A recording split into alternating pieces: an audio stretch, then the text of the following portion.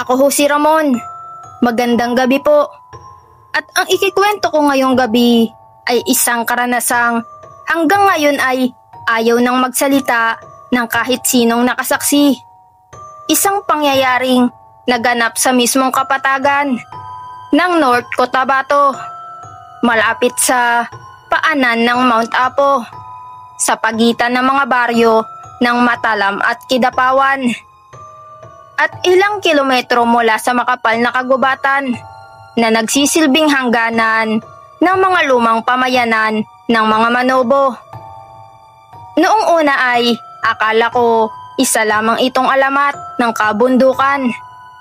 Pero nang gabing iyon, unti-unti kong naunawaan kung bakit may mga taong naniniwalang may mga nilalang na hindi dapat nakikita ng mata ng tao.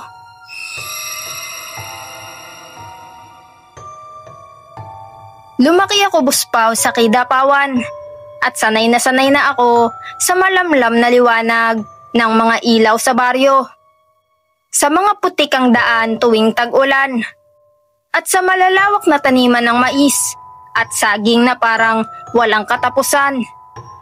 Pero noong taong 2017, nagpasya akong tumulong sa tiyuhin ko sa Matalam dahil malakas daw ang nakaraang bagyo at marami ang nasira sa lupain nila dahil kulang ang tao at hindi sapat ang mga trabahador. Pumayag akong mamalagi doon ng ilang linggo. Ang hindi ko alam, ang lupang iyon pala ay may matagal ng kinatatakutang kwento. Hindi ito binabanggit ng malakas ng mga matatanda, pero ramdam mong may binabantayan sila. May iniiwasang lugar, may ayaw silang masagi o matapakan man lang. Unang gabi ko pa lang, kakaiba na agad ang paligid. Sa kabila ng katahimikan ng bukirin, ay may mga sandaling biglang susulpot ang malamig na hangin mula sa gubat kahit na tag-araw. May mga sandaling hihinto ang ingay ng mga kuliglig at tila napuputol ang gabi. Para bang may mga dumadaan na presensyang hindi nakikita. At sa tuwing lalapit ako sa bandang silangan kung saan nakaharap ang kagubatan, ay may bahaging parang may gumagalaw sa damuhan kahit walang hangin. Doon na nagsimulang magkwento ang mga bata sa baryo tungkol sa umiiyak na sanggol daw sa gitna ng maisan. Siguradong kalokohan lang iyon, Buspaw, sabi ko. Pero nang sumunod na gabi ay doon ko unang narinig ang iyak na iyon.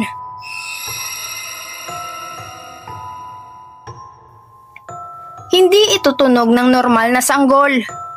Mas mababa, mas marahas, parang humihila ng hininga. Parang nanggagaling sa ilalim ng lupa. Nanggagaling ito bandang gilid ng kagubatan, sa isang parte ng lupang matagal nang hindi inaapakan. Sabi ng tiyuhin ko, Buspaw, dating may nawawalang babae na nakita sa lugar noong dekada 80. Buntis daw at hindi na natagpuan. Doon nagsimula ang alamat ng isang nilalang na ginagamit daw ang anyo ng sanggol para malinlang ang mga dumadaan. Pero noong gabing iyon, hindi ko pa rin pinansin. Hanggang sa mismong araw na nagpasya akong siyasatin kung saan nanggagaling ang ingay. Habang palapit ako sa kagubatan, napansin kong nagbabago ang lupa. Mula sa tuyong damuhan, bigla itong nagiging malambot, basa, at halos parang kumikibot sa ilalim ng tsinelas ko. At habang lumalapit ako, ay mas lumilinaw ang tunog. Isang sanggol. Umiiyak, pero hindi parang humihingi ng tulong, kundi parang inaanyayahan akong lumapit. Umabot ako sa isang lumang punong balete na may nakayukong mga ugat. Sa ilalim nito ay may maliit na hukay na parang pinaglibingan. Pero walang krus, walang marker, walang kahit ano. Doon nanggaling ang iyak, Boss Pao. Lumuhod ako para tignan kung may iniwan bang tao o hayop na posibleng naiwan doon. Pero bago pa ako makasilip, nagbago ang hangin. Nawala ang amoy ng lupa. Napalitan ito ng amoy ng bulok na karne.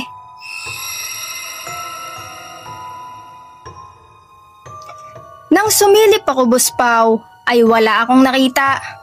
Basa ang lupa. May bakas ng maliliit na paa, pero walang sanggol. Paglingon ko, wala pa ring tao.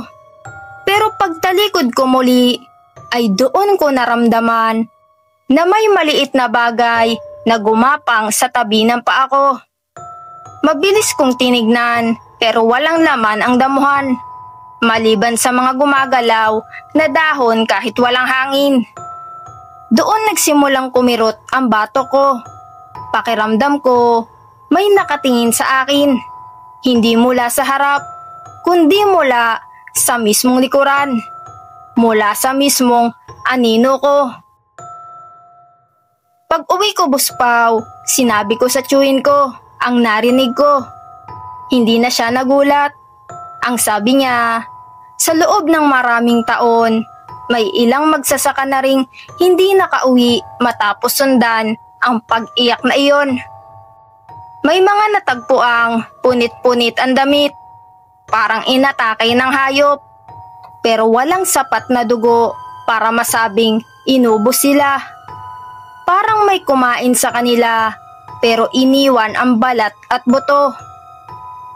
Simula raw noong huling lindol, lalong dumalas ang mga pag-iyak na naririnig ng mga tao. Para bang may nilalang na gumigising mula sa ilalim ng lupa. May gustong hanapin, may gustong ibalik.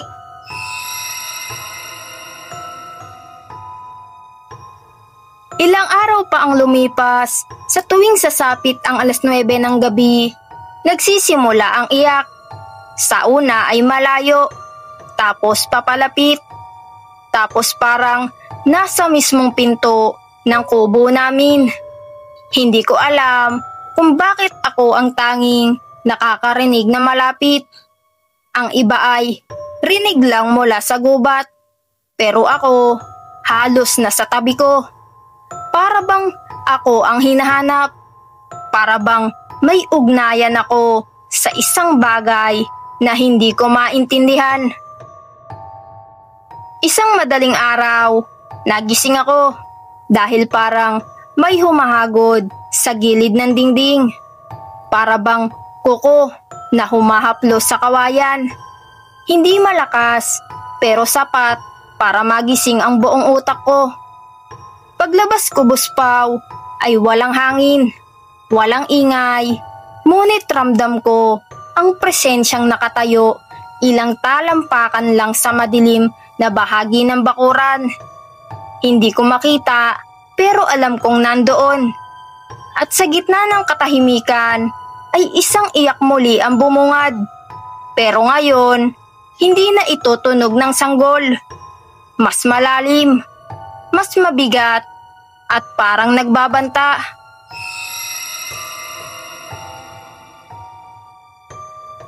Doon ko napagtanto, Boss Pao, na hindi ito sanggol. Hindi ito nangangailangan ng tulong. Ito ay nilalang na ginagaya ang kahinaan para ilapit ang biktima. At nang maramdaman kong papalapit ito, ay tumakbo ako pabalik sa loob at isinara ang pinto.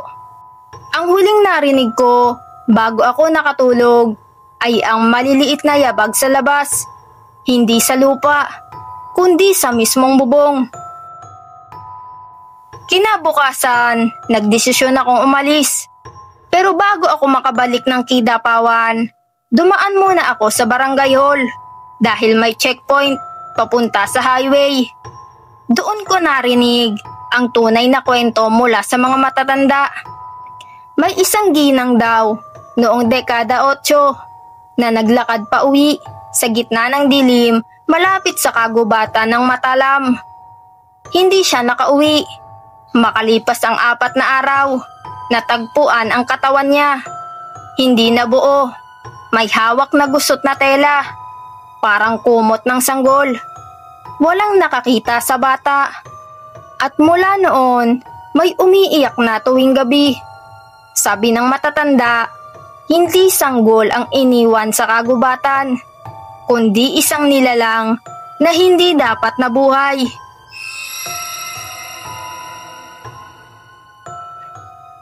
Alam kong hindi nila sinabi sa akin ang buong kwento.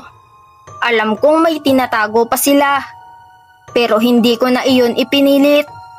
Pagbalik ko sa Kidapawan, ilang linggo akong hindi nakatulog ng maayos. Tuwing magsasara ako ng ilaw, parang may maliit na pulang mata sa sulok ng silid. Tuwing dadaan ako sa madamong bahagi ng bakuran namin, para bang may gumagapang na maliit, mabilis at pamilyar.